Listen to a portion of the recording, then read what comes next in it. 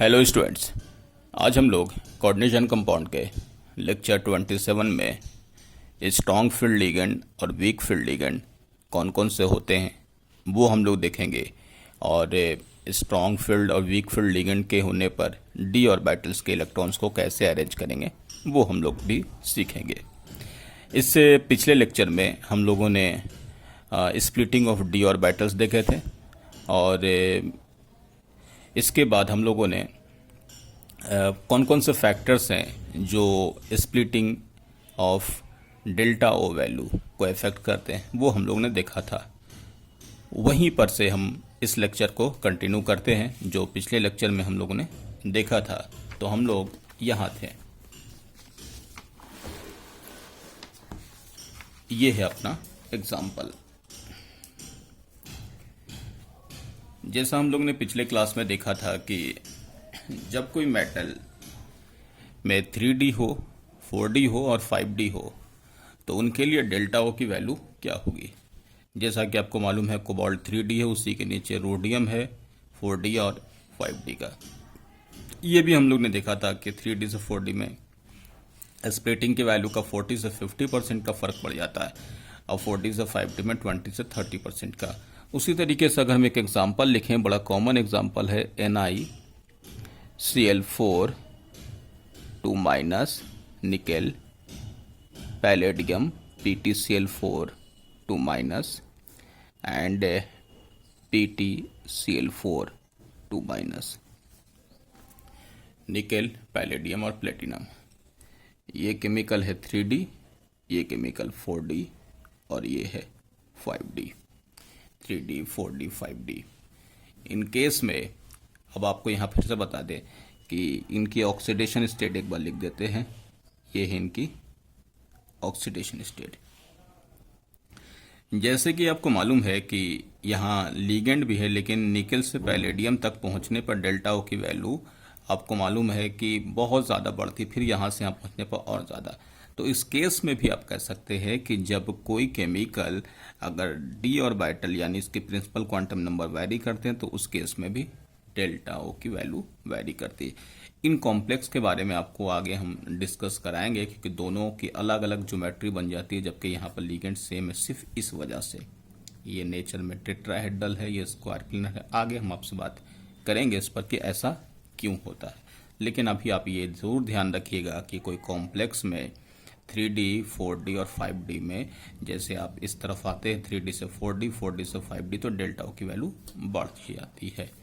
इसके बाद एक और एग्जांपल देख लें, ज्योमेट्री ऑफ द कॉम्प्लेक्स। ये हम लोगों ने पिछले क्लास में देखा था कि डिग्री ऑफ स्प्लिटिंग जो है of d orbitals is affected by the geometry of the complex. ये हम लोग ने देखा था कि डेल्टा SP यानी कि स्क्वायर प्लेनर की जो स्प्लिटिंग है वो 1.3 टाइम्स ऑफ डेल्टा O है और डेल्टा O का तो आपको पता ही है कि डेल्टा T का 4/9 टाइम्स ज़्यादा था, तो वो हम लोगों ने देखा था। तो इस केस में जब किसी कॉम्प्लेक्स की ज्योमेट्री अलग अलग होती है तो भी उसमें डी ऑर्बिटल्स के स्प्लिटिंग पर इफेक्ट होता है। तो सबसे ज़्यादा हम लोगों ने डेल्टा की वैल्यू डेल्टा SP यानी स्क्वायर प्लेनर का लिया था, फिर उसके बाद ऑक्टाहेड्रल का, फिर टेट्राहेड्रल का। अब इसके बाद हम लोग यहाँ पर नेक्स्ट में डिस्कस करें नेचर ऑफ लिगेंड। ये बहुत ज़्यादा इंपॉर्टेंट है, इनको आप बहुत अच्छे से समझिएगा क्योंकि क्वेश्चंस यहाँ से बहुत मिलते हैं। नेचर ऑफ लिगेंड में हम यहाँ पर लिख रहे हैं फर्स्ट में, the nature of the ligand also affect the degree of splitting of d orbitals. The ligands having less splitting ability are called weak field ligand. ध्यान रखिएगा यहाँ पर लिखा हुआ है weak field ligand, less splitting ability. ये देखिए splitting of d orbital जो होता, जो गैप होता है उसकी बात हम लोग कर रहे हैं।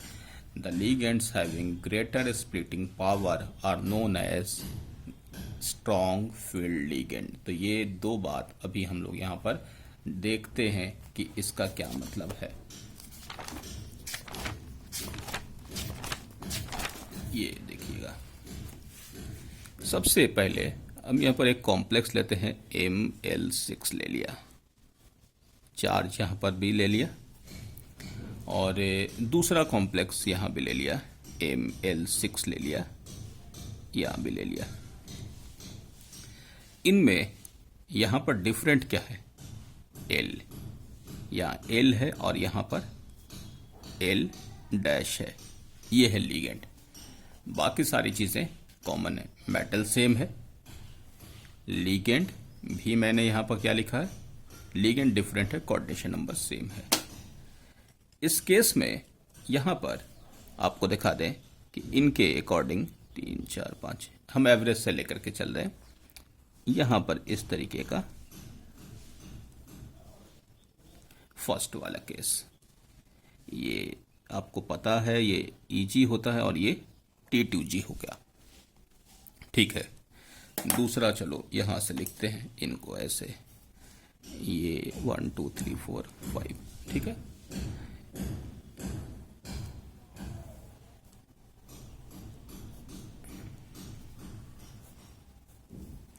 ये फिर से EG लिख लो और ये T2G, ठीक है। आपको यहाँ दिखाना चाह रहे थे कि इन दोनों में ये जो आपके पास ये है, it is the gap in between T2G and EG। यहाँ पर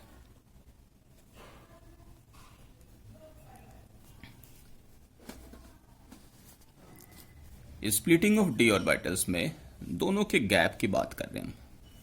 तो ये लीगेंड जो डी ऑर्बिटल्स की जो स्प्लिटिंग किया, तो ये गैप मैक्सिमम है, यानी यहाँ पर डेल्टा की वैल्यू ज्यादा है, यहाँ पर कम।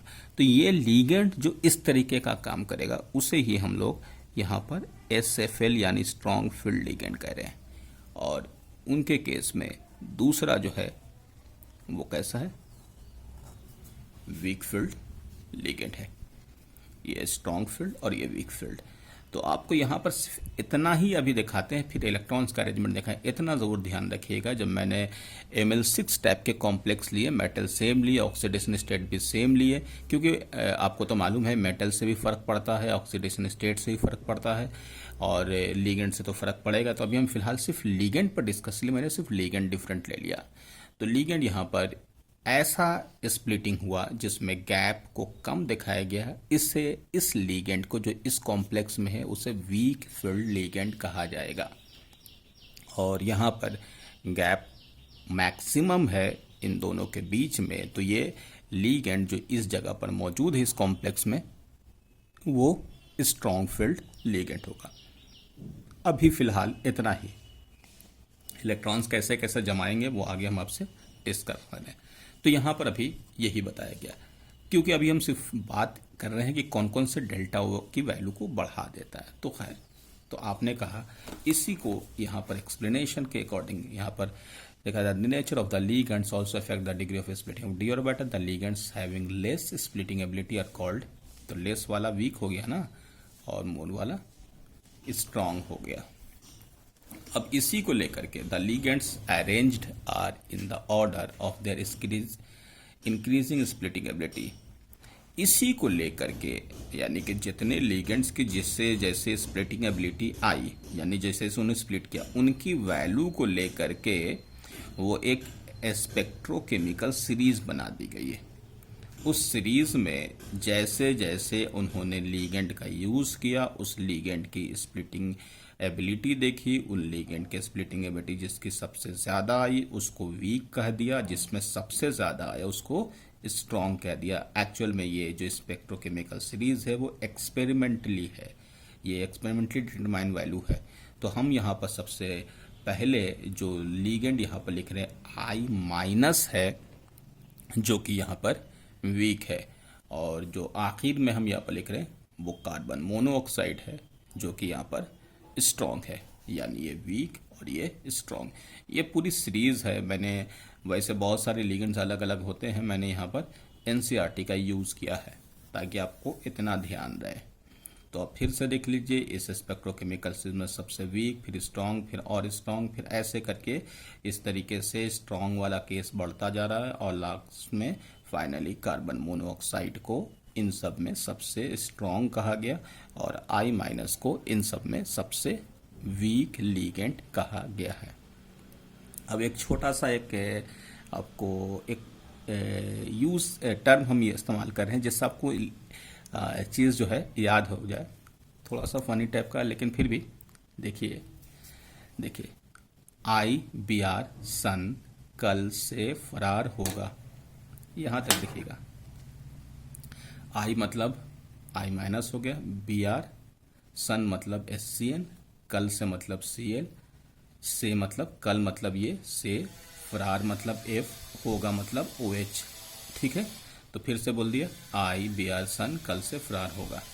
इसके बाद नेक्स्ट में C2O42 माइनस को क्या करते हैं, ऑक्सलेट हो, तो यहाँ पर हमने लिखा ऑक्स पानी में नहीं यानी NCSN नहीं रहता है यानी EDTA। तो हम लोग देखो यहाँ क्या बोले, ऑक्स पानी में नहीं रहता है, IBR सन कल से फरार होगा, यहाँ तक कर लो। फिर उसके बाद ऑक्स पानी में है ना नहीं रहता है, ये दूसरा वाला पार्ट। फिर थर्ड वाले पार्ट को नहीं यानी NH3 को नहीं कह रहे हैं, नहीं इन यानी इथाइलिन डायमाइन है ना, नहीं इन सीन को, यानी कि आप ऐसे नहीं मतलब NH3, इन मतलब इन, सीन का मतलब साइनाइड, को मतलब कार्बन मोनोऑक्साइड। तो आप देखो पूरा याद हो गया मेरे साथ, अगर आप रिपीट करो तो आपको याद होगा। तो सबसे पहले हमने क्या बोला, IBR सन कल से फरार होगा, उसके बाद ऑक्स पानी में नहीं रहता है, फिर नहीं इन सीन को। अगर आप यहाँ पर फिर से बोलो तो आपको ध्यान रहेगा। सबसे पहले बोलो IBR सन, ठीक है, कल से फरार होगा, हो गया इतना तक, ठीक है। फिर नेक्स्ट में ऑक्स यानी ऑक्सलेट हो, ऑक्स पानी में नहीं रहता है, EDTA, ठीक है, हो गया। इसके बाद नेक्स्ट में नहीं इन सीन को, हो गया याद आपको, है ना। देखो तो ये चीज़ हम लोग ने यहाँ पर इस तरीके से इनको याद रखें क्योंकि इसकी ज़रूरत पड़ेगी। अब एक और ख़ास बात देख लो, इनको तो ऐसे याद कर लेंगे। इनमें देखिए डोनेशन में जो सबसे स्ट्रांग है उनका डोनेशन का जो पार्ट है वो कार्बन है, फिर उसके पीछे नाइट्रोजन है, फिर उसके पीछे आप आओगे तो ऑक्सीजन है, और फिर सबसे लास्ट में हेलोजन है। तो आपको एक चीज़ और बता दें जो मैंने पहले भी लिखा था कि हेलोजन सबसे वीक, उसके बाद H2O यानी H2O के ऑक्सीजन ले लो, उसके बाद कौन सा नाइट्रोजन, और उसके बाद कौन सा हो गया कार्बन। ये हो गया डोनर का साइड। अब आपको यहाँ इस केस में और भी आसान करते हैं, ये जब किसी भी लिगेंड का जब डोनेशन वाला साइट नाइट्रोजन और कार्बन से होगा तो उसे क्या कहोगे, स्ट्रॉन्ग कह दोगे। और किसी भी कॉम्प्लेक्स में अगर डोनेशन का जो साइट जो होगा वो हेलोजन और ऑक्सीजन से होगा तो उसे क्या कहेंगे, वीक कह देंगे। इतना से आपका काम चल जाएगा। फिर से समझिए, ऐसे कॉम्प्लेक्स जिसमें डोनेशन का जो पार्ट नाइट्रोजन से होता है तो उसे हम लोग स्ट्रॉन्ग कह देंगे, और वैसे कॉम्प्लेक्स जिसमें डोनेशन का पार्ट O या X यानी हेलोजन से होगा, या सल्फर भी ले लो, तो ये सब वीक की कैटेगरी में आ जाएंगे। इतना ध्यान रखिएगा तो आपको स्ट्रॉन्ग और वीक का अंदाज़ा हो जाएगा, ठीक है। तो आपको स्ट्रॉन्ग वीक समझ में आ गया, ठीक है। नाइट्रोजन और कार्बन से डोनेशन वाले जो भी होंगे लिगेंड उसको स्ट्रॉन्ग कह लेंगे, और ऑक्सीजन, हेलोजन और सल्फर के डोनेशन वाले लिगेंड को क्या कहेंगे, वीक कहेंगे, ठीक है। अब हम लोग आगे फिर इसको कंटिन्यू करते हैं इलेक्ट्रॉन्स की फिलिंग में। नेक्स्ट पार्ट हम लोग के पास है occupancy of d orbitals bye electron in octahedral complex. कैसे इलेक्ट्रॉन को फिल करेंगे तो वो हम लोग यहाँ पर अब देखेंगे। वीक फील्ड लिगेंड और स्ट्रॉन्ग फील्ड लिगेंड के केस भी हम लोग यहाँ पर डिस्कस करेंगे। नेक्स्ट में लिखा हुआ हाई स्पिन, जिसको हम लोग स्पिन फ्री कहते हैं, और लो स्पिन स्पिन पेयर्ड कहते हैं। हाई स्पिन, लो स्पिन हम लोग इनर और आउटर से वहाँ पहचाना था, लेकिन वहाँ से हम लोग को पूरी तरीके से क्लियर नहीं हुआ था कौन सा हाई स्पिन कॉम्प्लेक्स है कौन सा, यहाँ पर हम लोग क्लियर करेंगे। नेक्स्ट में देखिएगा distribution of d electrons in T2G and EG orbitals depends on the relative values of the crystal field splitting energy and pairing energy. इस पर अभी हम आपसे डिस्कस करने वाले, ये हम लोगों ने डिस्कस किया है। यानी कि इलेक्ट्रॉन्स की जब फिलिंग हम लोग करते हैं T2G और EG में, तो वहाँ पर सबसे मेन फैक्टर जो हम लोग का काम करता है, वो सबसे मेन फैक्टर इन दोनों के रिलेटिव वैल्यू पर डिपेंड करता है। वो क्या है वो अभी हम लोग देखते हैं। तो देखिएगा,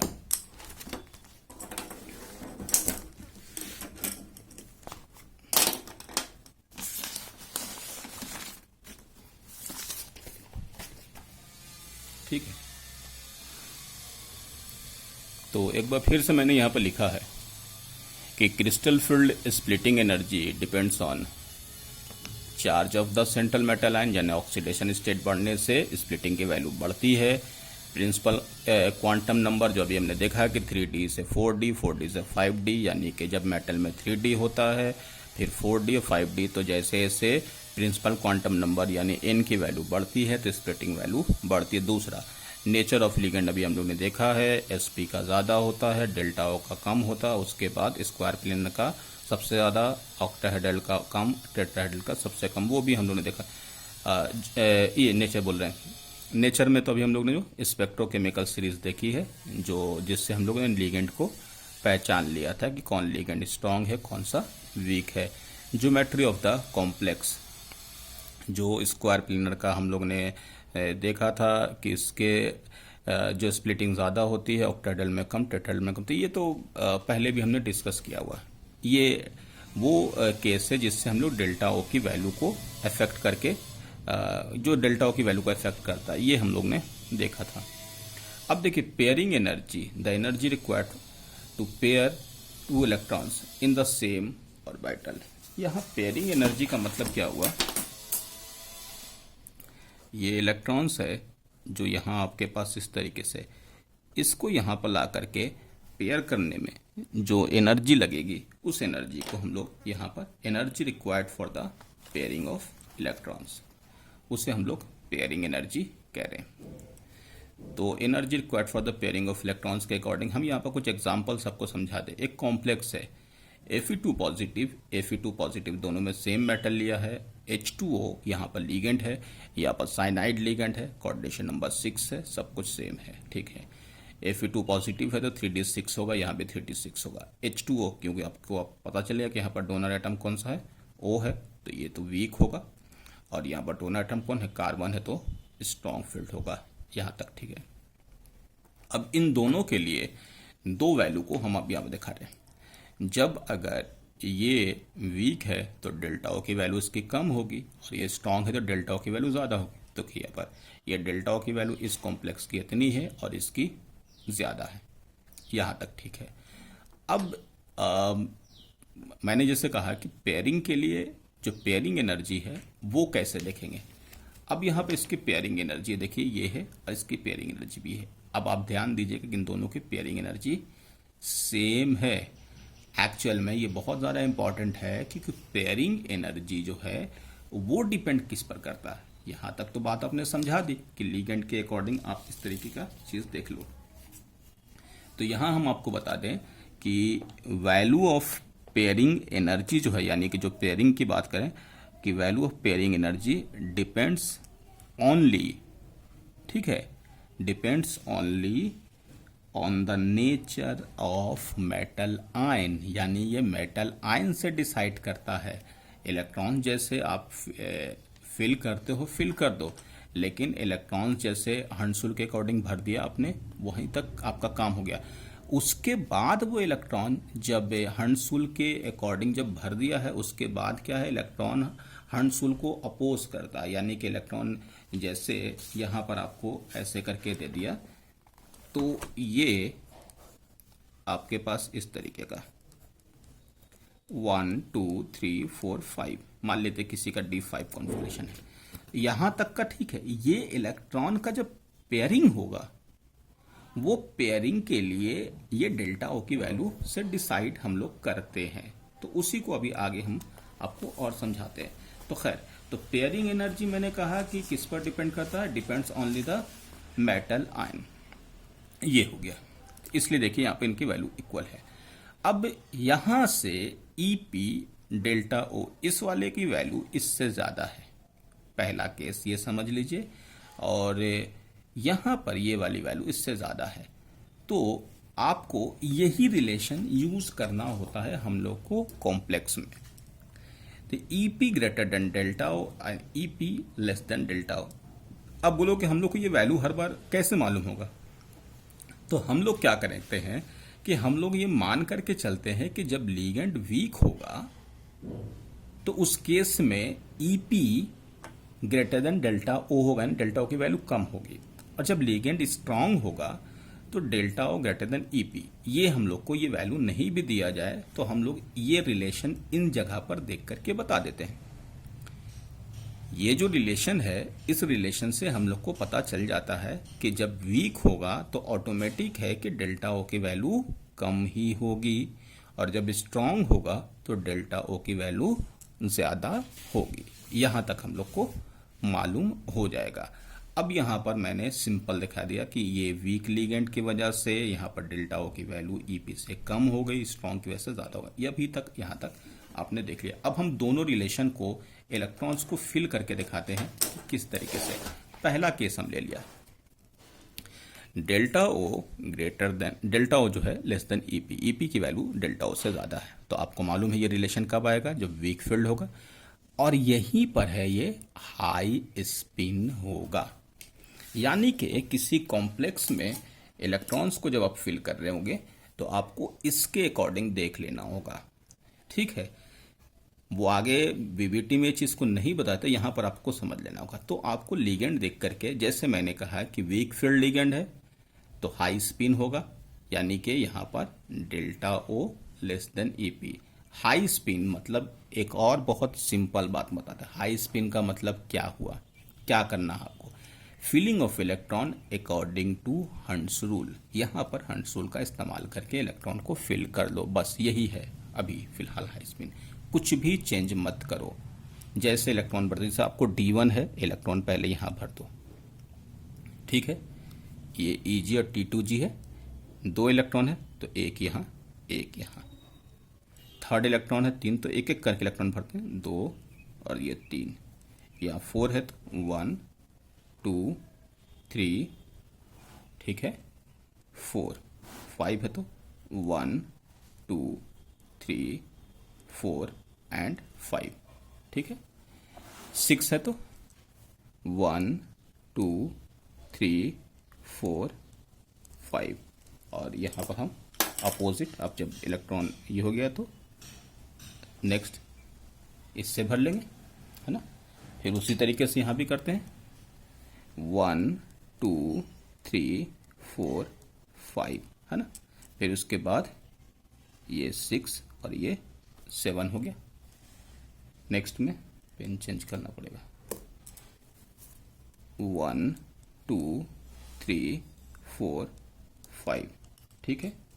6 इससे भरते हैं, 6 7 8, ठीक है, ये हो गया। फिर उसके साथ यहाँ से भरो, कौन सा पेन था यार, ये 9 के लिए, 1 2 3 4 5, कहाँ गया, 6 7 8 9। 10 के लिए 1 2 3 4 5, और ये पेन ले लो, 6 7 8 9 एंड 10। ये हो गया आपके पास इलेक्ट्रॉन्स को फिल करने का। एकदम सिंपल लॉजिक में समझिएगा। जब आपको वीक फील्ड लिगेंड दिया हुआ होगा तो आप यहाँ पर एकदम से इलेक्ट्रॉन का हंट्स रूल के अकॉर्डिंग, तो आप यहाँ बताओ, यहाँ पे n की वैल्यू कितनी होगी, 1। मैग्नेटिक मोमेंट निकाल लोगे, यहाँ पर मैग्नेटिक मोमेंट यानी n की वैल्यू 2, यहाँ पे n की वैल्यू 3, n की वैल्यू 4, n की वैल्यू 5, ठीक है। जैसे D5 कॉन्फ़िगरेशन दिया हुआ है और आपके पास वीक फील्ड लिगेंड है तो बता सकते हो ना D5, अच्छा D5 है तो n की वैल्यू 5 हो गया। D5 D4 with week ligand, तो इनकी वैल्यू देखो, इनकी वैल्यू निकल जाएगा तो आपको स्ट्रॉन्ग जो आगे आपने जो ऑर्बिटल्स इस्तेमाल किए थे इनर आउटर वो पता चल जाएगा। यहाँ बताओ क्या हो गया, 1 2 3 4, यहाँ कितना हो गया 3 हो गया, यहाँ 2, यहाँ 1 और यहाँ 0। अच्छा ये भी पता चल जाएगा ना आपको कि जब 1 होगा वीक में तो यहाँ पर n की वैल्यू कितनी है, यानी ये T2G और EG, T2G में 1, T2G में 2, T2G में 3, T2G में 4, EG में 1, यहाँ पर T2G में 3, EG में 2। उसी तरीके से यहाँ पर T2G में 4 और EG में 2। उसी तरीके से T2G में आपके पास 5 और EG में 2। T2G में कितना हो गया 6 हो गया और EG में 2। या उसी तरीके से T2G में 6 और EG में 3।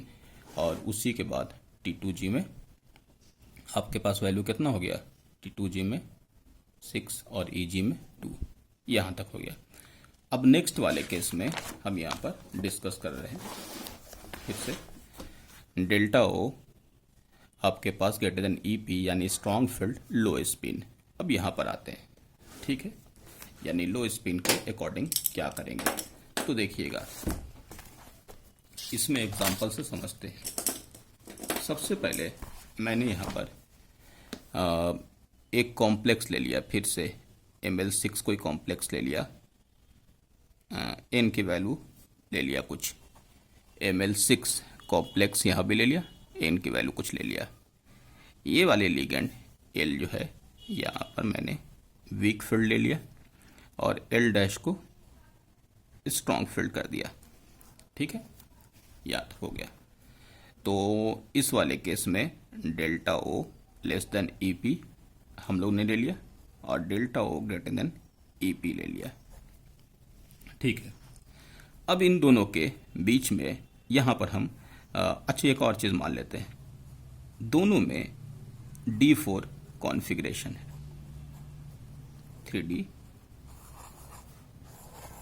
3D4 मैंने कॉन्फ़िगरेशन ले लिया। अब देखो इस वाले फॉर्म में ये है आपके पास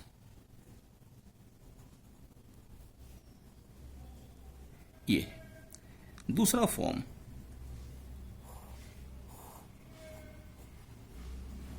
ये ऐसे ले लो, ठीक है, ये EG है और ये T2G और ये EG और ये T2G। चलो इलेक्ट्रॉन फिल करते हैं। D4 कॉन्फ़िगरेशन है 1 2 3 एंड 4। ये अभी देखा था वीक फील्ड लिगेंड में। अब यहां भी इलेक्ट्रॉन फिल करते हैं 1 क्योंकि अपने दोनों का कॉन्फ़िगरेशन 2 3 4। ये तो ऊपर जा ही नहीं पा रहा भाई, ये देखो यहां गया, तो इसका मतलब क्या हुआ कि उसके पास उतनी यहां पर एनर्जी नहीं है कि वो इलेक्ट्रॉन्स यहां से यहां जाए। ये जैसे जाएगा ये गैप इतना ज्यादा है कि वो इलेक्ट्रॉन नीचे ही आ जाएगा, यानी कि यहां पर नीचे आने का मतलब ये इनके साथ पेयरिंग कर लेगा। समझ गए? तो ध्यान ये रखिएगा कि जो पेयरिंग का मतलब जो होता है, जो हम लोग पेयरिंग कराते हैं, तो पेयरिंग का मतलब ये इलेक्ट्रॉन नहीं, वो इलेक्ट्रॉन जो ऊपर जाने वाला था वो जो है गैप जो है इनके बीच का, जो आपके पास हाइट है, जो डिस्टेंस है वो बहुत ज़्यादा होगा तो वो नीचे ही आ जाएगा। तो आप ध्यान दीजिए कि यहाँ पर अगर हमने वीक फील्ड लिया था तो n की वैल्यू 4 है, यहाँ पर स्ट्रॉन्ग लिया था तो n की वैल्यू 0 नहीं है। यहाँ ध्यान रखिएगा, बहुत लोग क्या करते हैं कि ऐसे देखा स्ट्रॉन्ग फील्ड लिगेंड है 1 2 3 4 पेयरिंग करा दो, हो गया पेयरिंग। नहीं, पेयरिंग का तरीका क्या है कि ये जो इलेक्ट्रॉन है, जैसे अपने पास यहाँ पर देखो ना, ये ऐसा है, ये देखो, और ये ऐसा है, 1 2 3 4, ये ऐसे चला गया 1 2 3। अब ये देखो यहाँ पर हाइट बढ़ गया तो ये जो गैप है ये मैक्सिमम हो जाएगा, तो ये इलेक्ट्रॉन ऊपर ना जा करके किसी भी, क्योंकि ये तीनों के तीनों डीजेनरेट है, तो किसी के साथ आकर के पेयरिंग कर लेगा। तो ये आपके पास कॉन्फ़िगरेशन का मतलब ये हुआ कि जब हाई स्पिन होगा तो जो हायर ऑर्बिटल, जो ऊपर वाले ऑर्बिटल्स हैं, उनके में इलेक्ट्रॉन ना जाके नीचे के डिजेनरेट ऑर्बिटल वाले इलेक्ट्रॉन के साथ पेयरिंग कर लेंगे। ये कब होगा? जब डेल्टा ओ की वैल्यू ज़्यादा होगा। तो यही मतलब यहाँ पर हुआ। जो बोल रहे थे ना गैप ज़्यादा हो गया तो यहाँ पे इनके बीच में डिफरेंस, तो डेल्टा, तो आप समझ सकते हो कि जब जब डेल्टा ओ की वैल्यू बढ़ेगी तो ऑटोमेटिक है इलेक्ट्रॉन जो है वो हायर एनर्जी में क्यों जाएगा? इलेक्ट्रॉन तो वहाँ रहेगा ना जहाँ पे एनर्जी कम मिले, तो वो इलेक्ट्रॉन नीचे ही आकर के पेयर अप कर लेगा। तो उसी को लेकर के हम यहाँ पर दूसरा वाला केस देखते हैं। तो चलो यहाँ से शुरू करते हैं। D1 से ये देखो, फर्स्ट एक 2 इलेक्ट्रॉन ले लिया, 3 ले लिया, ठीक है।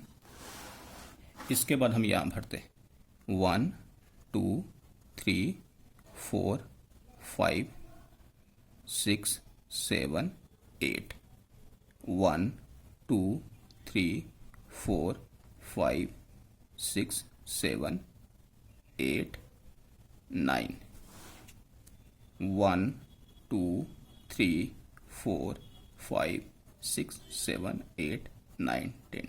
अब आप एक बात समझिएगा, हमने कौन से इलेक्ट्रॉन्स की पेयरिंग के लिए बोला था? ऊपर वाला। तो इसका मतलब यहाँ पर इलेक्ट्रॉन नीचे ही है, ऊपर गया ही नहीं, यहाँ पर भी, यहाँ पर भी। तो आप एक बात का ध्यान रखिएगा कि इस वाले केस में D1 में जो इलेक्ट्रॉन वीक में था वही स्ट्रांग में होगा, इसमें कोई पेयरिंग का चांस ही नहीं होगा। यहाँ पर भी इलेक्ट्रॉन की पेयरिंग नहीं करेंगे, ये इलेक्ट्रॉन तो ऊपर है ही नहीं। तो D2 में भी स्ट्रांग वीक से कोई मतलब ही नहीं रहेगा। D3 में भी, इसमें भी स्ट्रांग वीक से कोई मतलब नहीं रहेगा।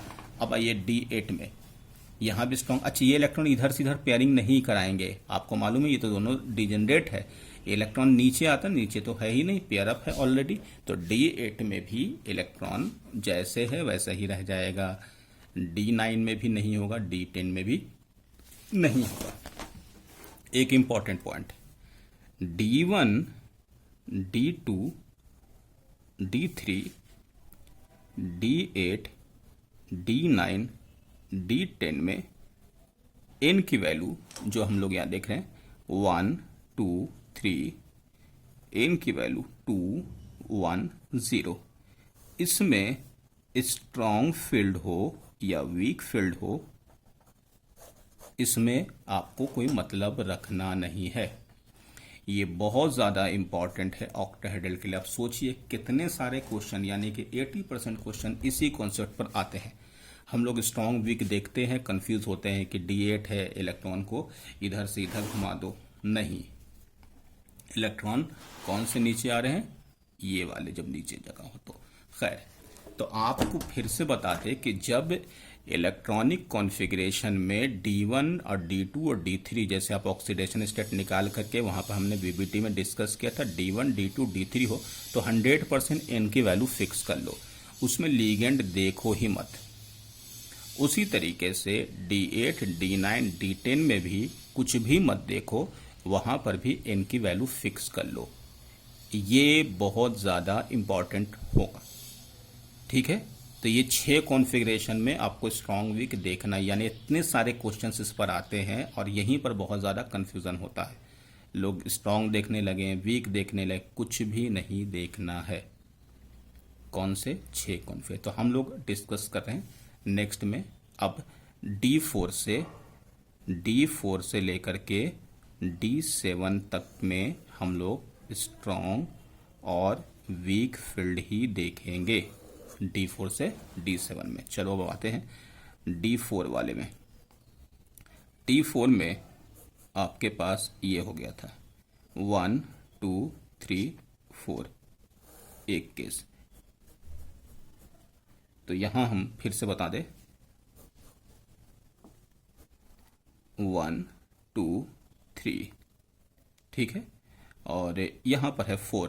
तो आपको मालूम है कि वीक में क्या होगा, ये इलेक्ट्रॉन तो ऊपर जाएगा ही नहीं, ये इलेक्ट्रॉन नीचे आ जाएगा ना। तो यहाँ पर हम मान ले हैं वीक फील्ड लिगेंड, यानी डेल्टा ओ ईपी वाला केस। और यहाँ पर अभी हम डिस्कस करें डेल्टा ओ ईपी वाला केस।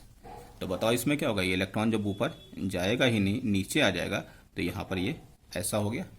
तो यहाँ बताओ क्या हो जाएगा, n की वैल्यू 2 हो गया ना। तो आपके पास इस वाले केस में आप लिख दो 1 2 3। अब यहाँ पर हम अलग पेन से लिख देते हैं, ये वो वाला इलेक्ट्रॉन हो गया जो ऊपर से वापस आया है। फिर उसी तरह से बताओ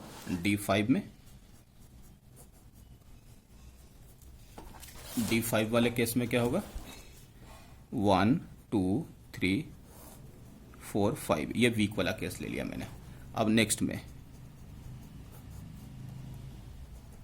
1 2 3, ठीक है। अब ये इलेक्ट्रॉन नीचे, ये नीचे ही रख देंगे, तो ये 4 5, क्लियर है। ये इलेक्ट्रॉन तो ऊपर जाएगा नहीं, हाइट ज़्यादा होने की वजह से, यहाँ पर हम लोग ले लेंगे, ठीक है। तो इसको भी ले लो 1 2 3, और ये ऊपर वाला लिखते हैं जो वीक में चला गया था, ये इसमें इस तरह का आ जाएगा, ठीक है। अब इसके बाद D6 के लिए, तो इसको यहाँ लिखो D6 1 2 3 4 5 एंड 6।